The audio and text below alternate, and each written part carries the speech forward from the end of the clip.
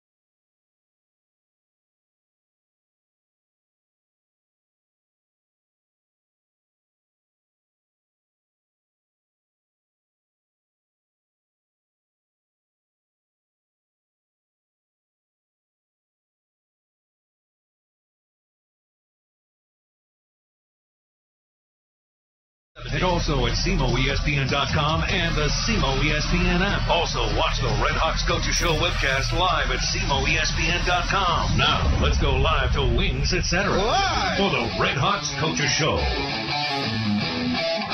And we welcome you into the Red Hawks Coaches Show from Wings, etc. restaurant. We are in Jackson today, so if you're out and about, haven't made plans for lunch, we invite you to join us right here at Wings, etc. in Jackson, where on Mondays they have their special on their award-winning jumbo wings, just 69 cents on Mondays. And if you're not in the mood for wings, then don't worry about that. We've got a full menu here at Wings, etc., featuring their freshly made burgers, and they have a big burger selection on the menu. They have wraps, subs, quesadillas, entree salads, smoked ribs, and much more. If you want to hit the appetizer lineup, that includes their ultimate nachos. Maybe check out their deep-fried pickle spears, and their daily half-pound lunch specials start at just $6.49. So if you're in a hurry, you need to get through here, you can join us for lunch, and the lunch specials start at just $6.49. So join us here, Wings, etc. We are in Jackson. And the way that this is going to play out now, if the Red Hawks get an at-large bid to the FCS football playoffs, then we will have a coaches show next Monday in Cape. If the Red Hawks do not get an at-large coaches or an at-large bid to the playoffs, then this will be our final football show, because that's the end of the football season, and we won't get into basketball next Monday because the Red Hawk basketball team is actually going to be down in Mobile, Alabama. They have a game on Monday. They'll play Friday, Saturday, off day Sunday, and then Monday down in Mobile, Alabama. So if the Red Hawks do get an automatic bid, then, or if they get an at-large bid to the football playoffs, then we will have a coaches show in Cape next Monday. If not, then we'll be back in 2 weeks in Cape talking basketball with head coach Rick Ray. But let's welcome in the Red Hawks head football coach. And, boy, at Murray State Saturday, we were thinking, holy smokes, winter is here already. Kind of feels the same way today. I mean, at kickoff, it was a wind chill Saturday of 25 degrees. How uncomfortable was it down on the field for everybody? Well, it was definitely cold. You know, we went from I felt like on Monday it was like 67 or something like that. We went from summer, there was hardly any fall, to winter.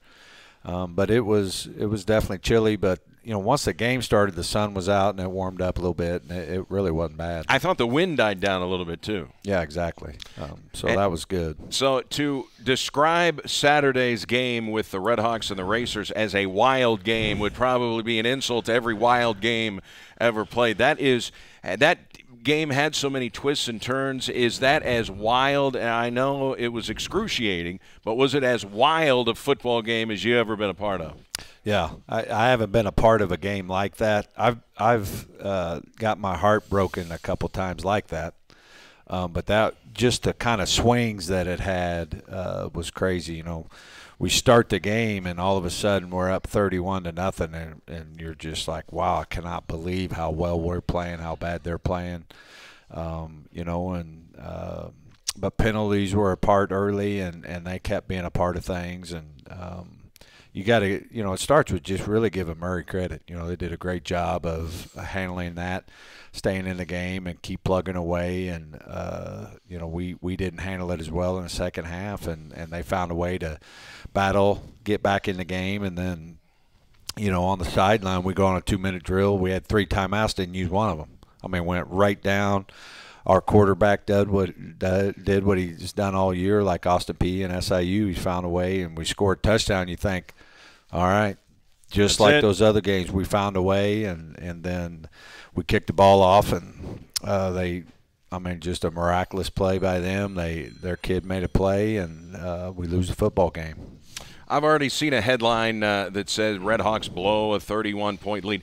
You know, first of all, if I would say that if you go into the second half, it's 31-7 at halftime. If you go into the second half, you have about 4 turnovers, couple of pick sixes, then you may be able to characterize it as, man, you blew that game because you made mistakes. You didn't make any mistakes in the football game. You won the turnover battle 5-1. You had 1 turnover, and that was a pass right in the hands of one of your receivers, and it kind of popped up into the air. If he catches it, it's not even a turnover. Popped up, and there was a Murray guy right there for an interception. And that was it. I mean, you won the turnover battle. They battle their way back. They get the lead.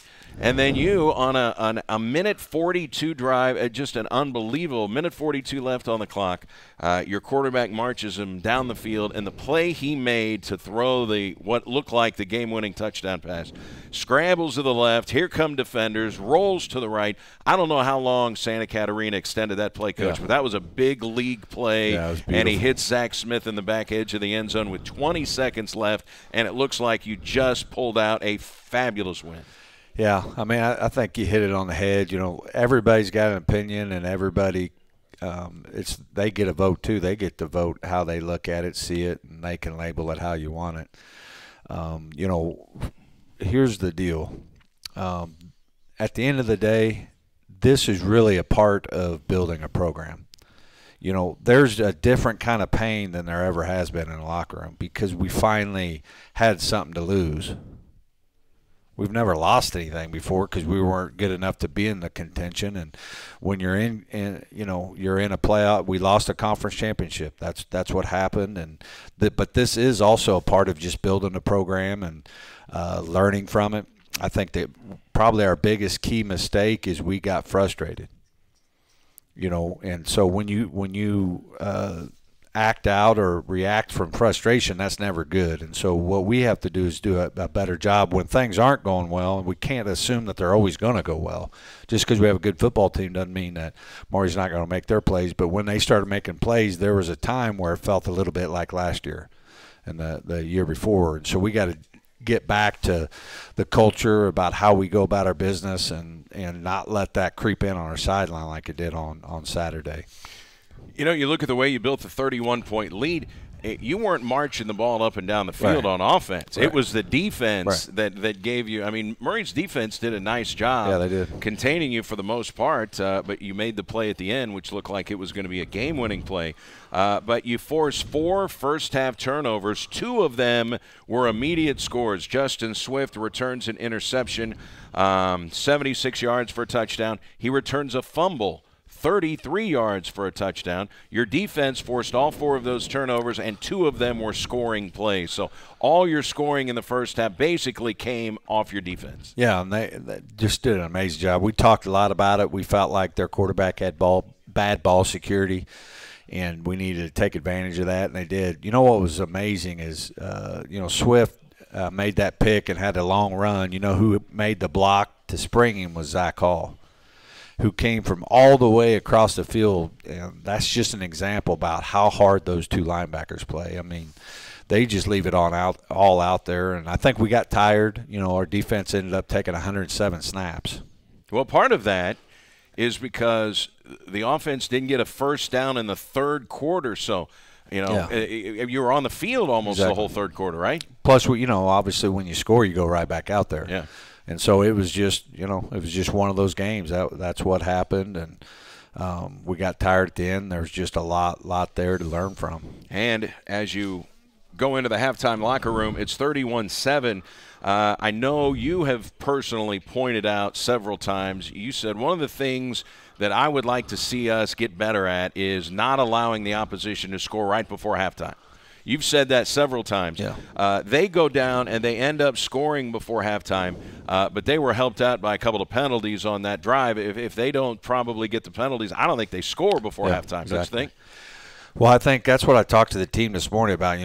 Our mantra, how we go about each and every game is we talk about play hard, play smart, play together. Those 3 things, and really we have to learn to play smart.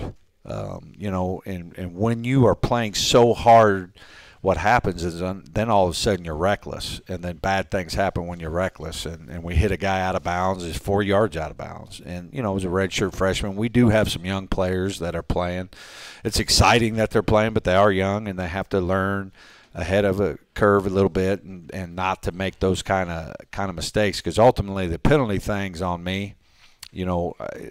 Fans or parents are looking for somebody to blame. I mean, you're talking to the guy. Like, we have to play smarter. That's my job, and I got to prepare my team better to make sure we're put them in those situations and they respond better than what we did. And I felt like we were too ready. We were too emotionally charged, and then we allowed our emotions to react instead of respond, and then all of a sudden kind of some uncharacteristic stuff started to happen on the sideline or a penalty or something like that. So we got to really learn from that. You come out of the locker room up 31-7, and you get the opening possession of the second half. In the first two possessions, it was 3 and out. But the one thing, Murray came out. I can't believe how fired up they were down as big as they were, because all of a sudden you couldn't block them. I mean, Daniel Santa Catarina was running for his life in the backfield for the first time. He didn't get sacked in the first half. And early in the third quarter, Coach, they were all over him. That's why you got to give Murray credit. I mean, there's a reason they won 5 conference games. I mean, there really is. They're a good football team. I mean, there's a reason that they've had a good season, and they to be able to keep their composure and to be able to keep that energy level up, being down. I mean, you got to give those guys credit. So as you get ready to see the heroics by Daniel Santa Catarina, they're coming back the entire time. It's 31-10. They get a field goal. Then they get a touchdown, another touchdown, and then it's a field goal to make it 31-27. What's your message there? You still got the lead. It's a 3-point lead. What's the message at that point where they're on the verge of coming all the way back here? Well, you know, you could feel it building because we weren't be able to move the ball on offense, and defensively you could see them getting tired, and the message was you got to believe. Like, it doesn't matter. Like, what matters is that we make the play to win the game.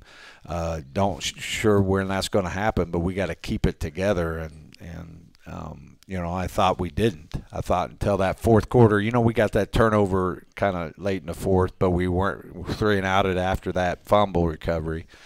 And then, you know, at that time I was concerned just with our mindset on the sideline. But then, you know, we kind of rallied the troops for that 2-minute drive, and so you thought you weathered it. And as far as Santa Catarina, how do you rattle this guy, man? I mean, 900. We were talking, Rick Weiser and I, on the drive home after broadcasting the game. We said 99 times out of 100, you take the lead with 20 seconds left, you win the game. And then we started thinking about it even more, and probably 999 times out of 1,000, you win that game. So you're thinking that game is probably one of the great, late second victories ever to set up a conference championship. And I'm sure that's what the offense was thinking. I'm sure that's what your quarterback was thinking. How cool is this guy, man? I mean, he just takes them right down the field. It looks like they're going to sack him, and somehow he gets away and throws, a touchdown to put you up with 20 seconds to play. Yeah, that's life, man. It's not going to be you're not always going to get up and be killing it. Sometimes you're going to have an off day, and you just got to keep grinding until you get it done. And he's a grinder. He's emotionally really stable. He's mature. The game of football's not too big. That's important too. Like if football's everything for me, I mean, you could pour me in this today. It's Sure. not. In fact, it's probably fourth. And so that you got to have that perspective. And it's still fourth now. At 2 a.m. on Saturday, I was replaying that freaking kickoff over and over and over again. But it's not who I am, and that's why I think, people that are able to handle the game of football is because it's where it should be. And it's a game. It's a great life analogy. It's awesome. It's teamwork. It's community building. It's university building. I mean, it's awesome, but it ain't the main thing. You probably go back and think about 100 different things in a game like that. I thought about several where things could have maybe gone a little different for you. In that second quarter, you have a touchdown in the end zone, and it drops, and you end up only getting a field goal out of that. Little things like that. You think back to you probably think back of more circumstances in a close loss than maybe you do in Absolutely. like a close win or a big win. Yeah, that's what human nature tells you to do is, hey, who do we blame? We need something to blame so we can recover.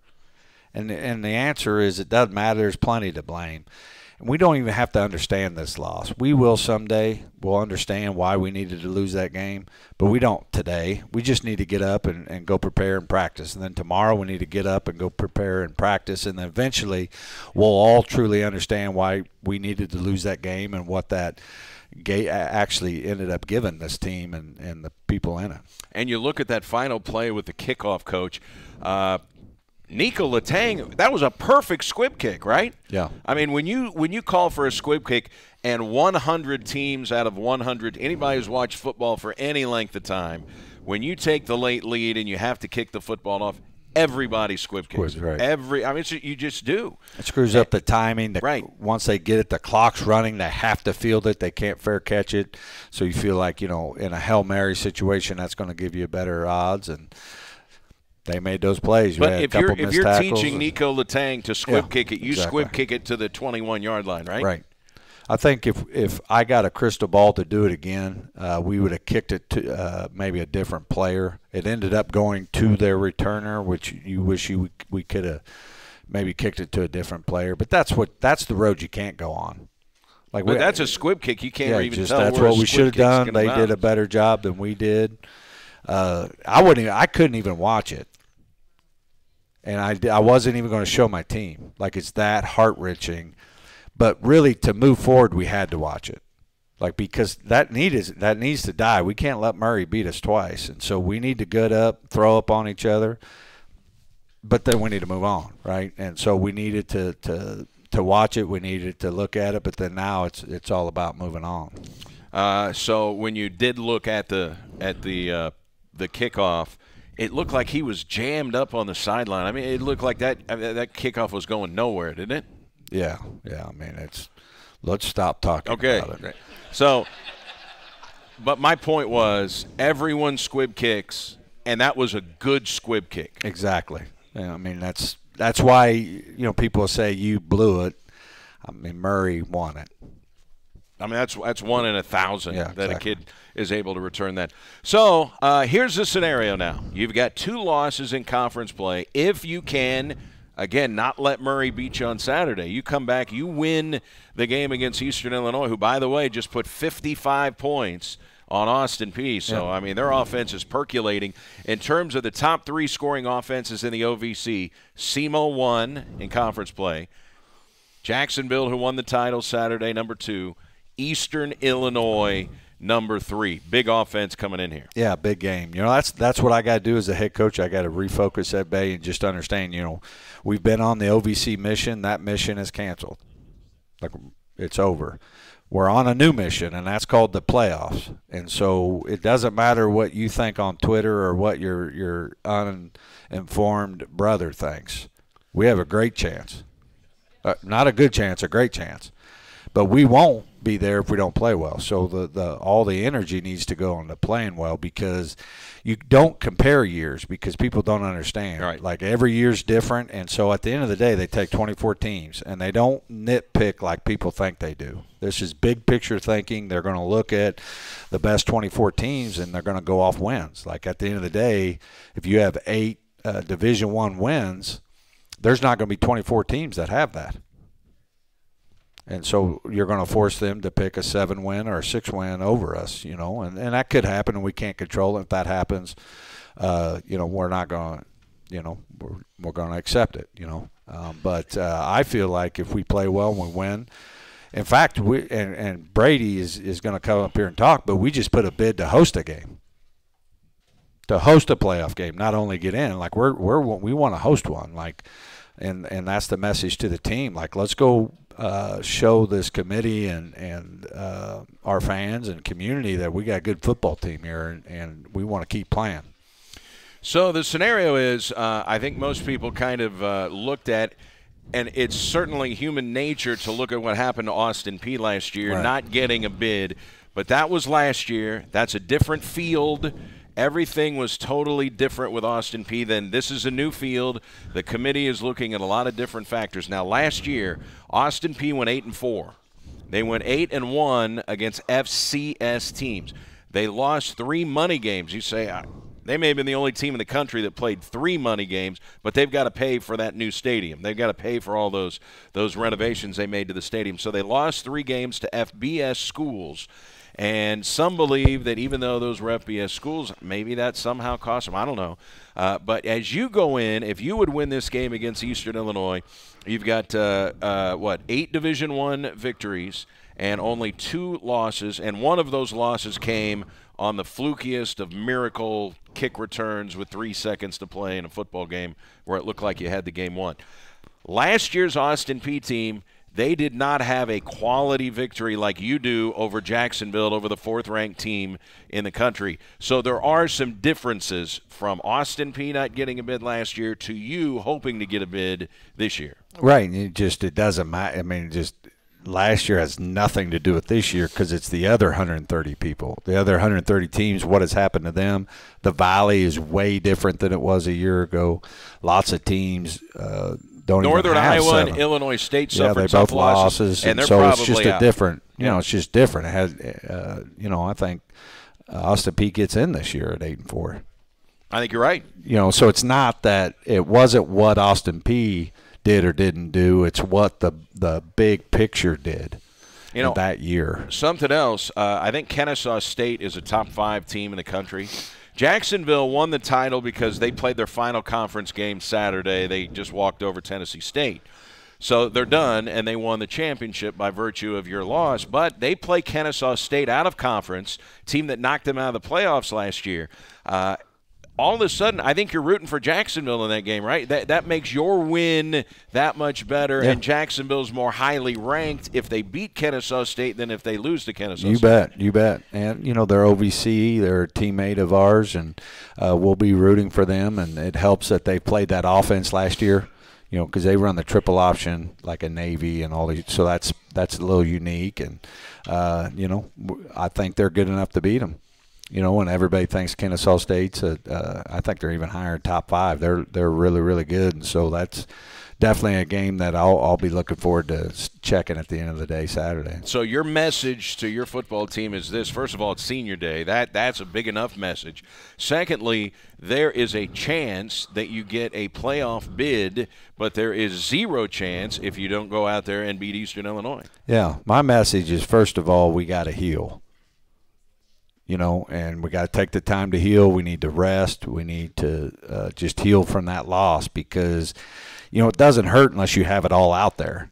When you have it all out there and it was for all the chips and you lose it, it takes you time. We need to heal, but then we need to refocus, regroup, and focus on the new mission. The new mission is playoffs. It's attainable only if we play well on Saturday, and so all your energy needs to be that. But this is exciting. When you look at our season, big picture, and what these seniors have been able to accomplish, we're going to talk about the 2018 team a lot, and you guys have done that, and there's a lot to be excited about. And we turned a corner as a program. Now we're not going to be looking to turn this corner. We're going to look to take the next step, which is different, and it's because of these seniors and this 2018 team. One thing, I'd have to go back. I don't ever remember. Maybe the 2002 team that had Willie Ponder may have led the OVC in scoring, may have. I don't know if they did that year because Tony Romo is pretty good at Eastern Illinois. But as of now, going into the final game, you lead the league in scoring offense in conference games at 40.6 points per game. That may be a first for SEMO football. That's something that should be talked about because you were pedestrian last year offensively. Yeah, huge strides there. One other thing that I feel like we ought to talk about that I'm going to talk about is finishing in the top 25.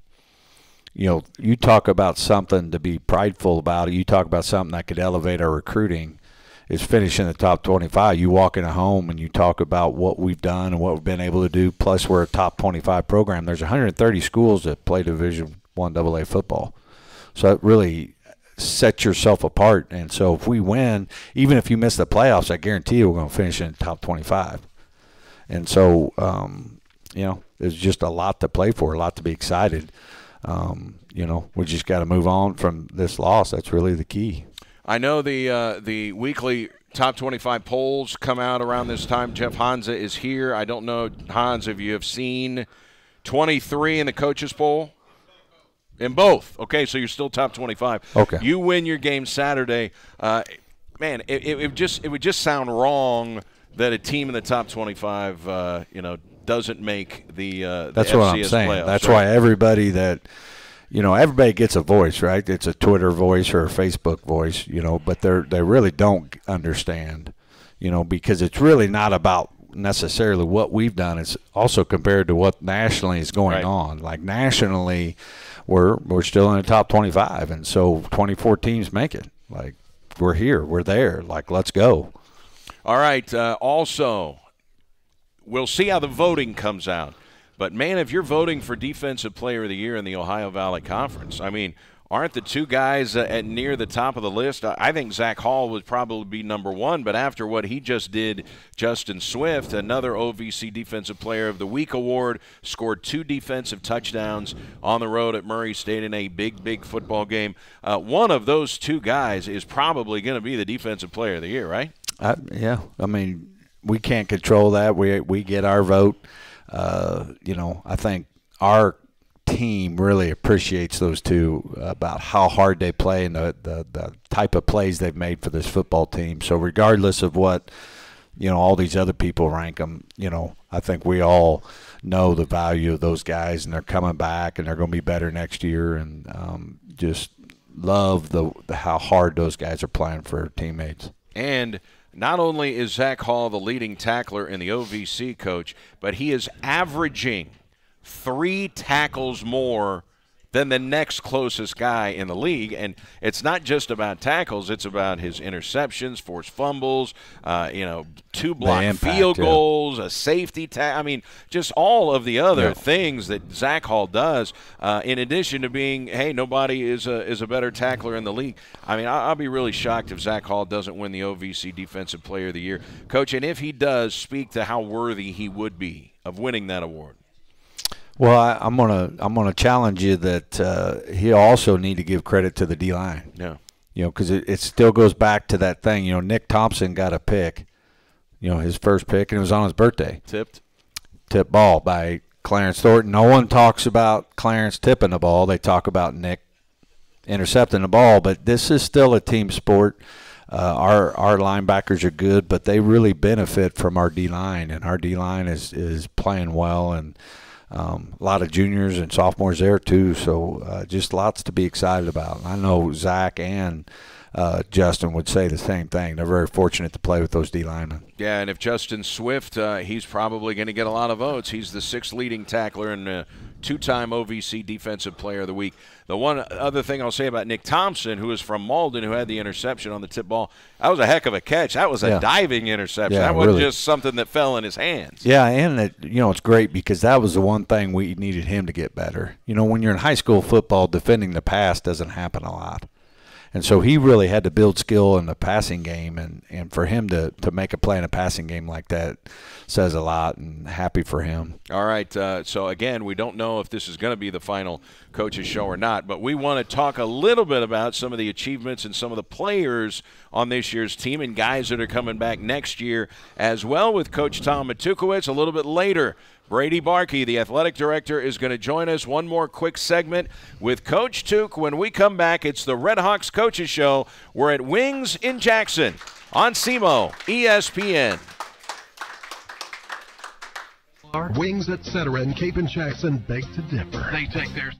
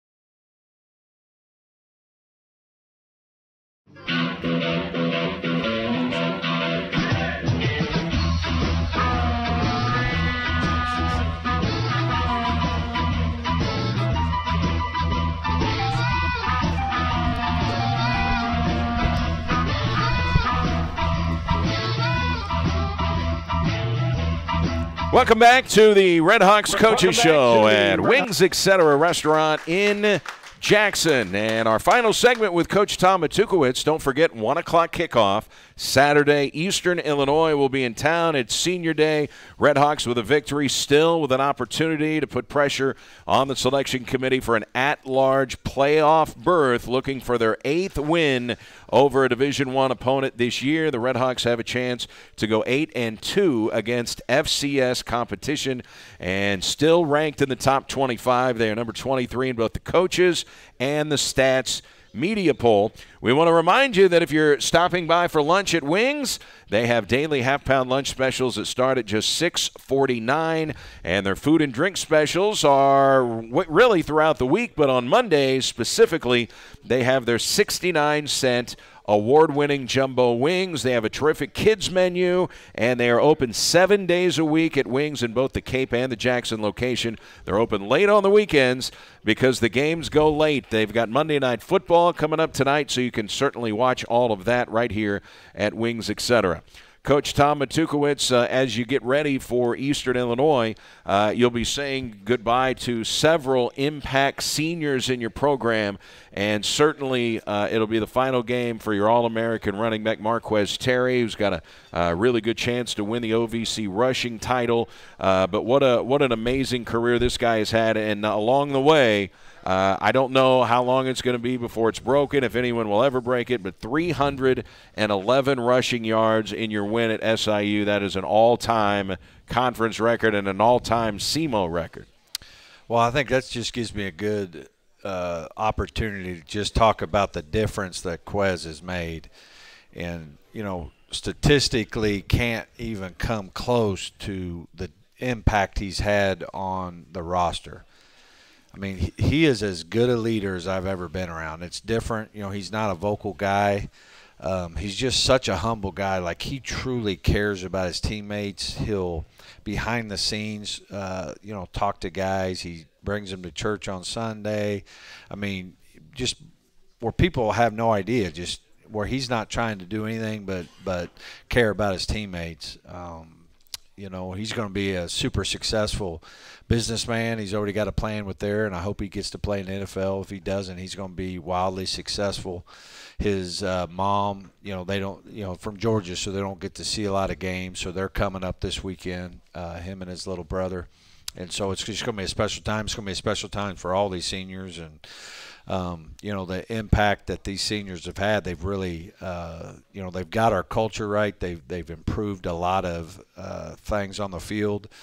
And, you know, just if we have any type of success next year, it's going to be because of them. And I want them to know how much I appreciate them. And the guys leading the way and opening up the holes on the offensive line, 3 of those 5 offensive linemen playing their final game. Yeah, exactly.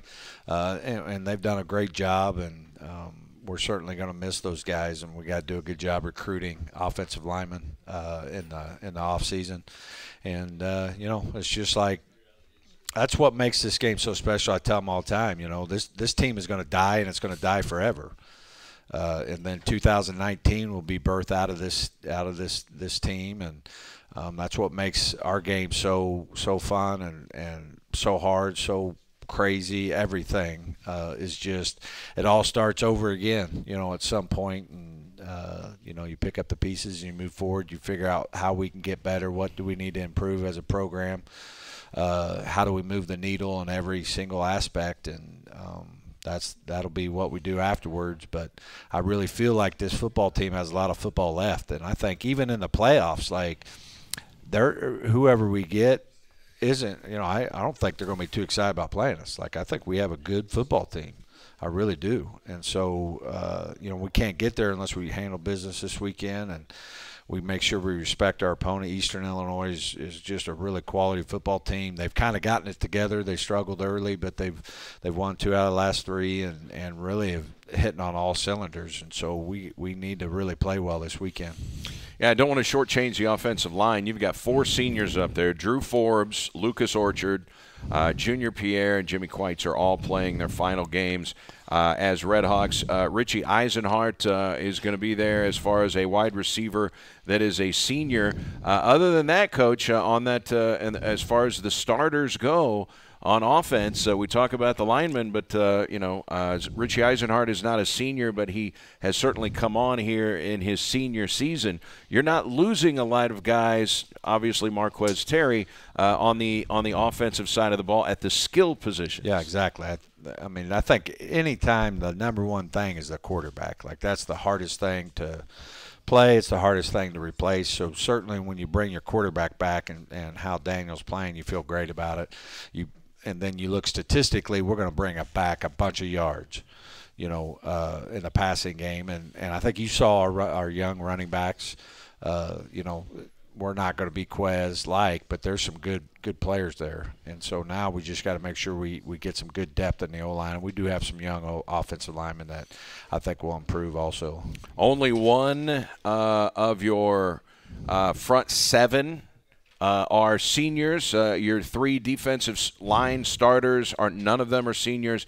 The only linebacker that's a senior is DeMarcus Rogers, and you do not have any starters in the defensive secondary that are seniors. So you go through that entire starting 11 on the defensive side, you have one senior. Yeah, so and that's also why we have some growing pains, because we've had to play some young guys, but it's exciting. We get all those guys back, and there's a kid named Devin Alexander that was going to be a senior, had a season-ending injury, and so now he's coming back because of the new rules, and so I think he'll be able to step in there for DeMarcus along with Nick Thompson and solidify that. So it's really about getting those guys better, but also recruiting well. And like my final talk will be to the whole team, is my job to out-recruit you. Like, I'm leaving here to out-recruit you. And it's your job to never, ever, ever let that happen. And that's how you build it. And so, it'd be nice to go out recruiting with some good stuff to sell instead of, magic tricks. So, if we could carry in some trophies and some top 25 stuff, I mean, that really elevates things because it brings substance to what you're talking about. Right now I'm selling everybody a dream, and a goal and a mission, and trying to get them to come alongside, do something special that's never been done here, and that's build a program, not a winning year, a program, a consistent winner. And so, if you have some evidence of the work that's been done, it really helps in the homes. And the guys who are the core of this team, who, if you win against Eastern Illinois, playoff berth or not, 8 wins is going to be the second most ever in Division I history at Southeast Missouri State. So the guys who helped you get to 8 wins, should you win on Saturday, are guys that you sold a dream to, and then they got to see, here's what we were talking about, and you were a part of it. Yeah, and I hope they'll, and as you get older, you'll appreciate what that was like and how hard it was. And you'll take a lot of pride in that as you get older each year. All right.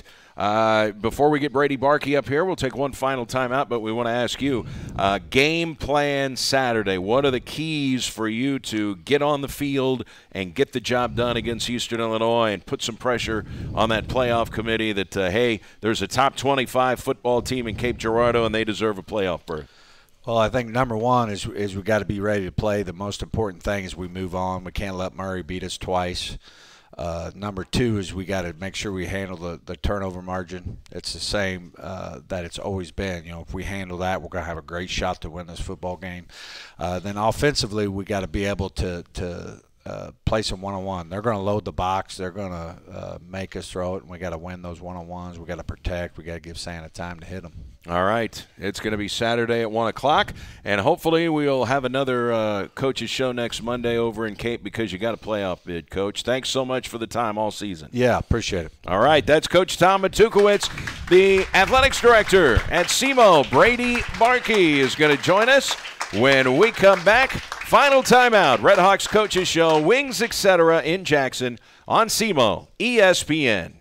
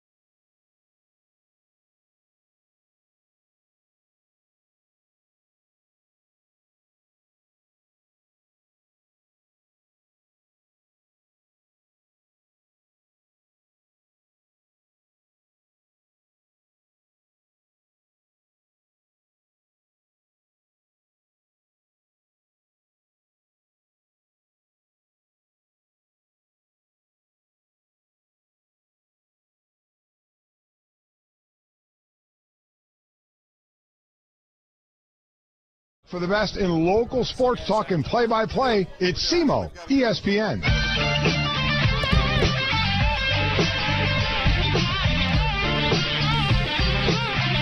It is the Red Hawks Coaches Show from Wings, etc. in Cape, we're in Jackson, but we'll be back in Cape for our next Coaches Show. And again, if the Red Hawks get an at-large bid to the FCS football playoffs, we will have a Coaches Show Monday in Cape. If they do not get the at-large bid, we will have no show, but we'll have a show a week from Monday with Rick Ray, and that will be a basketball coaches show. There can't be a basketball-themed show on Monday because the Red Hawks will be in Mobile, Alabama. They'll be playing in a tournament Friday, Saturday, and Monday down in Mobile. So that's the way the schedule is going to work, but we do know our next coaches show will be in the Cape Girardeau location. Thanks to Coach Tom Matukowicz for his time on the show. And we're going to welcome in the athletics director at Southeast Missouri State, Brady Barkey. How are you? Doing well. How are you? Did you bring a coat because you're not wearing a coat? I didn't bring a coat. Okay. No, after being outside on Saturday, today doesn't feel that bad. Okay. Yeah, that was pretty uncomfortable Saturday. It was definitely a little chilly. Yeah. The sunshine was nice, but yeah, it was a little chilly. I didn't see what the final official attendance number was in the game. 2,087. I don't think so. No, I don't think so. There were not 2,000 people there. No. There were not 2,000 people there. But SEMO, on a day like that, where it was wind chill 21 when we first got to the stadium at about 8:30 that morning, for a day like that, SEMO was well represented in the stands. I can say that. Yeah, we had a really good following, I think, that showed up in Murray, and they were really loud too. And it's been fun to watch people kind of jump on the bandwagon as we've gone through the year. And, I hope that they continue because, as Tuke was saying, this isn't done yet. And I think there's, number one, for the seniors, there's a reason for people to be out this weekend. But also because I don't think that that's it for us. And so I really hope that as tough as that loss was, that it doesn't get people down because this is still a special team. If you're looking at it the way we're certainly looking at it, and you hope the committee looks at it, you're thinking, okay, this is a one-loss team against FCS competition. If not for a fluke kickoff, with 20 seconds left and they score with 3 seconds left in the football game. I mean, I think you look at things like that, don't you? Yeah, I mean, I know wins and losses are what they are, but, I mean, I think the way that game went down, that there's still a human element in some of that, and that, as you evaluate how people lost games and how they won games, that's got to be something that people at least recognize, whether it's intentional or not. But, we've got one more opportunity, I think, to make a statement, and the biggest thing that we can ask for is those committee members to watch that game this Saturday and give us a chance to make a statement and prove to them that we're a team that should be in. For those of you wondering, if you want to watch the selection show and see if the Red Hawks make it in, it's going to be this Sunday. It'll be 11:30 Central Time, and it will be on ESPNU. So if you've got the ESPN subscription, that includes ESPNU. And if you've got all the ESPNs, ESPNU is certainly there. So it'll be Sunday morning, 11:30. That's before the NFL games kick off.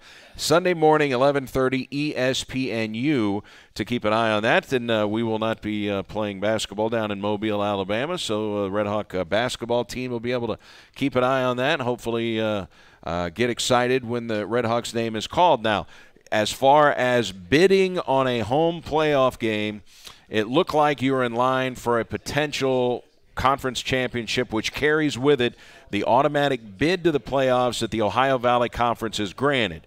So with you in line to potentially to get that bid, when did they come to you and say, do you want to bid on a home playoff game? Yeah, so we've really been working on this for the past several weeks. Okay. There's a lot that goes into a bid process, from just your facility and providing the information to also the financial component of it.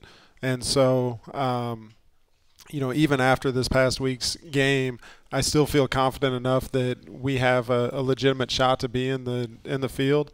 And so we're gonna submit a bid, because ultimately, if you're not one of those top 8 seeds, once they put you together and they get those kind of, hopefully as regional as possible matchups in those first round games, the next thing that they're going to do is they're going to look to see who bids, and they're going to award it based on, criteria, with first being meeting a minimum financial guarantee. And this team has certainly earned the opportunity to be able to host a game. And so we're approaching it that way. And so the deadline to submit is today. We're going to have that submitted and be in consideration not just for the field, but also to have a chance to host a game in a week. All right. So what is the minimum dollar amount to host a game, to put in a bid for that? And how strong is the – I don't know if you want to give us a number or not, but how strong of a bid is Southeast Missouri State going to make with this process? Yeah, well, I think we're going to make a strong bid. The minimum that they require in the first round games is $30,000, and so we're certainly going to try and do better than that. And I've had an opportunity to talk to some people on the committee, some people in the league that have hosted games, and be able to get a good feel for what that looks like to make sure we can be competitive, and I think we will be at the end of the day. And ultimately, if we can get that, I think that gives us the best chance to be able to be successful and not have to deal with all the travel logistics that go with it. And we'll see what happens. So if you have talked to teams and schools that have hosted games, how much they had to bid, and they won the bid and got to host a game, are you guys right there?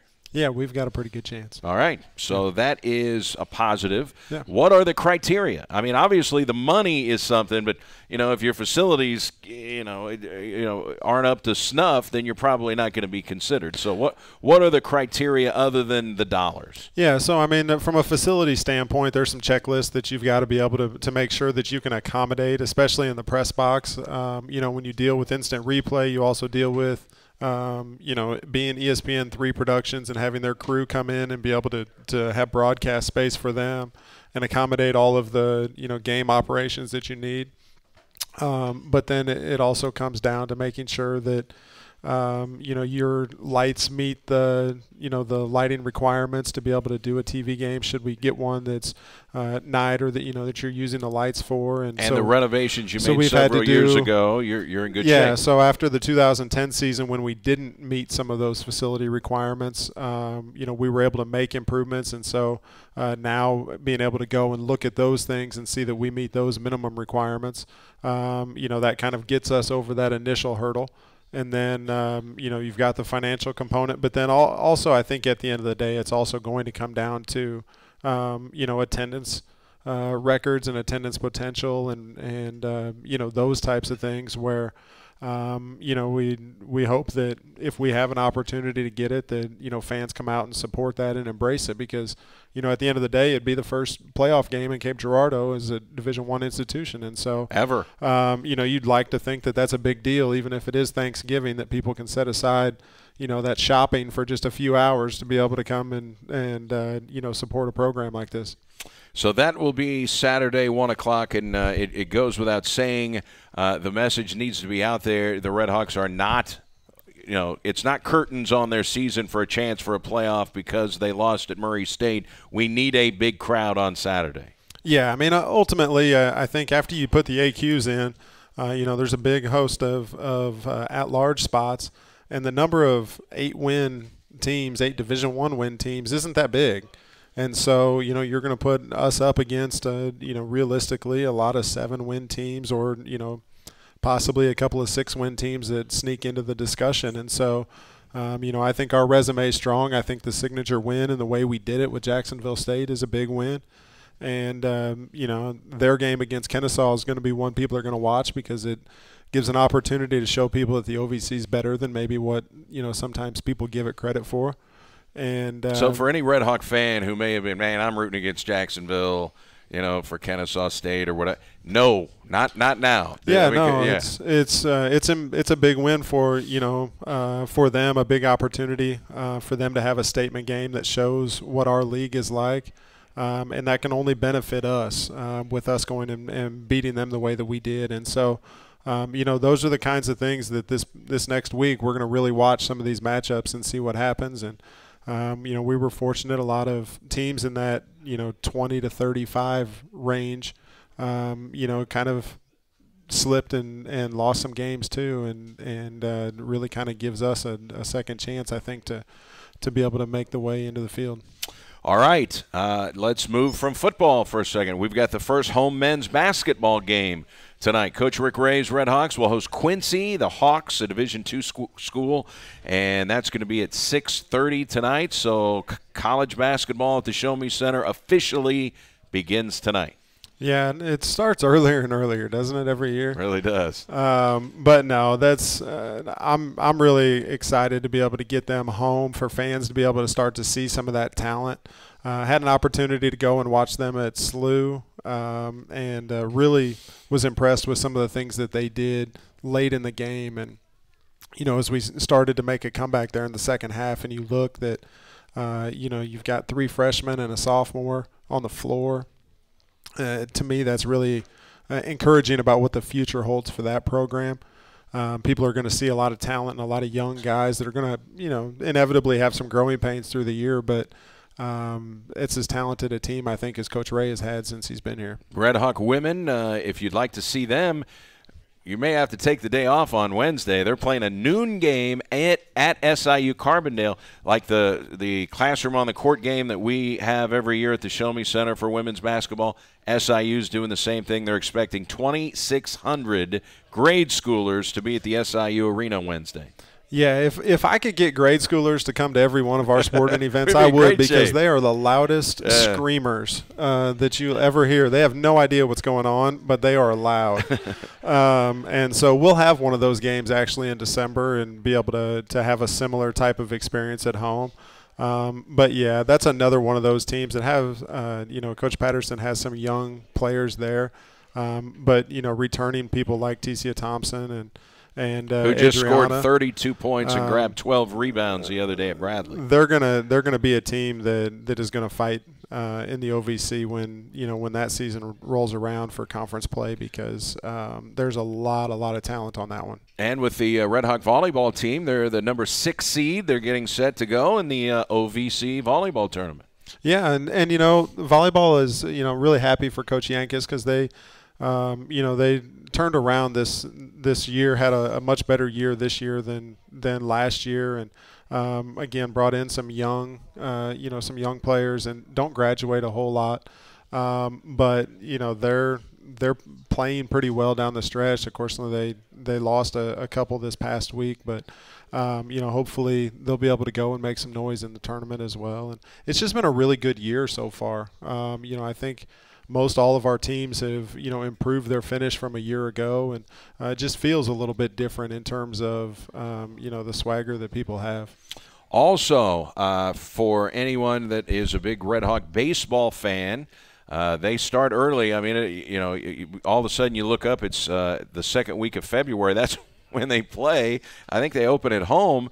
When they open at home, what is Kappaugh Field going to look like? Because it just got the big makeover facelift, and can't tell you how many times I've been asked about, okay, what's it going to be like? What are the renovations going to be? Can I sit on the first base hillside and watch games still? That's going to be enclosed. What's the parking going to? What's the latest update you hear as to what Kappaugh is going to be once baseball season gets here, and the fans who certainly come out? I mean, let's face it, when you lead the Ohio Valley Conference in home attendance, the fans are coming for the home games kind of wondering, hey, I wonder what's going to be like when it comes around this season. Your guess is as good as mine. Okay. I have absolutely no idea what it's going to look like. What I can tell you I think is going to happen is we're going to see some parts of it under construction. The improvements that will take place there, I think, will be really good, for that venue in terms of an outfield deck to be able to be out there at some point. Over the right field wall, right? Over the right field wall, right. And be able to create a better atmosphere where fans can be closer to the game and hopefully can impact the game a little bit more. I think you'll see some seating improvements behind home plate in terms of maybe some chairback seats or something like that for this, this coming season. But, the thing that I'm most excited about is the fact that we're making progress on a hitting facility. And indoor hitting facility up the left field line beyond the bullpen. Yeah, so the outdoor part of it is being constructed now, and then we will follow that up with a bid here this fall or later this fall with the indoor part of it to be constructed on top of it. Heating and air conditioning. Yeah, and so that'll be a climate controlled indoor hitting space that'll give them an opportunity to be able to train year round at Kappahaw and not have to worry about fighting for space over in a Hauk Field house with volleyball and gymnastics and softball and all of those things going on. And so I'm most excited about that project, and that's one that we can control a little bit more. Some of these other improvements between the Catfish and the city, we're not as involved with some of those things, and so makes it a little bit harder for us to maybe be able to know or anticipate exactly how things are going to look at the end of the day. So the latest word on the street, if you're a fan that enjoys watching SEMO games from the first base hillside, what's your thought on what it may look like come mid-February when the Red Hawks take the field? Well, I hope that it looks like a bunch of people sitting on the hillside watching the game. But I'm not sure because there's some plans, I think, to ultimately eliminate that road in terms of it being for people to drive in there and be able to park in there. But what that timeline looks like, I don't know. But does it sound like that area where you watch the game will be inside the actual park itself, so you can actually come through the gates and sit in your same spot? Yeah, there's some plans to actually be able to kind of level that road off, be able to allow people to kind of make it more of a pedestrian area, but have tables and chairs and things there as well, and food trucks on the other side of that. So unfortunately, I think long term the parking inside, where people are customarily parking on that road is going to go away. But is that going to be in time for our season? That I don't know yet. I'm sure they're going to try to expand parking there, right? Yeah, so I think there's plans to do parking all through the outfield and where that little baseball field is out there in center field, and try and utilize that green space as a parking area. And also, I know you're going to have to pay admission to see the Cape Catfish, but even if some of those good spots are inside the venue itself, SEMO doesn't have to charge admission, right? Right. We'll be able to do what we want to do, and so people have asked a lot about what are we going to do, are we going to charge? And, for me, I want to see what it's going to look like first. I don't want, just because we can charge, if it doesn't make sense, I don't want to do it. And so it is a good revenue opportunity, but we have to make sure that we have something that adds value for our fans and not just do it because the Catfish are doing it. And so we'll take a look once we have a better feel for what those improvements are actually going to be, and then we'll kind of go from there. Fantastic. All right, I think we caught up on about everything. Did we miss anything? No, I think that's about it. You're looking a lot going on. University's looking pretty smart to give Coach Tuke that extension in the offseason, aren't they? Yeah, we maybe took a little bit of heat for it back a year ago, but not taking any heat right now, are you? Yeah. People have short-term memories, don't they? Looking pretty smart. Can't wait for the big game on Saturday, and hopefully we're all going to be excited Sunday morning at 11:30 when SEMO's name gets called for the at-large party on ESPNU. Definitely. Well, thank you, Eric. Thank you, Brady. Appreciate it. The athletics director, Brady Barkey. That's going to do it here for the Red Hawks Coaches Show. Don't forget, basketball at the Show Me Center tonight, 6:30. The Red Hawk men will take on Quincy University, and we'll broadcast on Real Rock 99.3 FM and ESPN 1220. Stephen A. Smith Show is coming up next. So long, everybody, from Wings. All the time.